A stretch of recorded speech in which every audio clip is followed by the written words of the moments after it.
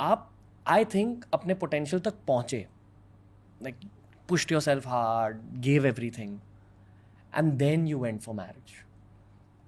आप इस स्टेटमेंट को सच मानते हो या मैं कुछ गलत कह रहा हूँ, पहले वो बताओ, और फिर जनरली इस चीज़ के बारे में बताओ कि do you ever think of this reality as well for Indian women in general?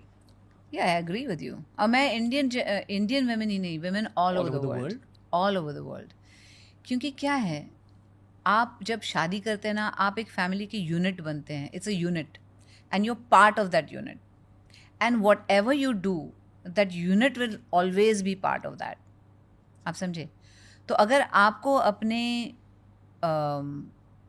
आपकी जो यूनिट है, आपके जो से mother in law, father in law, husband, बच्चे, जब तक उनका सपोर्ट नहीं मिलता है, आप आगे नहीं बढ़ सकते, आप कुछ कर नहीं सकते। उनका सपोर्ट बहुत बहुत बहुत इम्पॉर्टेंट है अगर आपको लाइफ में आगे बढ़ के कुछ करना है तो मैं हमेशा यही कहती हूँ कि मैं भी बहुत लकी हूँ कि जब मैंने शादी की उसके बाद मुझे अपने फैमिली का सपोर्ट मिला, क्योंकि मेरी जो मदर इन लॉ हैं वो खुद पढ़ी लिखी हैं, वो खुद you know she does real estate there and she still works, she is 80+, she still works. मेरे जो ससुर हैं वो भी अभी अभी रिटायर हुए after he turn 83, you know, and he उसके बाद भी ही वर्क्स विद फीमा। जैसे कोई ये होता है ना, डिज़ास्टर होता है, तो वहाँ जाके ही वॉज अ सिविल इंजीनियर, तो वो सब ये करना कि ये नुकसान है, ऐसा है, वैसा है, ही स्टिल डज दैट। तो मैं ऐसे फैमिली में मेरी शादी हुई जहाँ पे everybody is working and they understand कि for a woman to have her identity is also very important.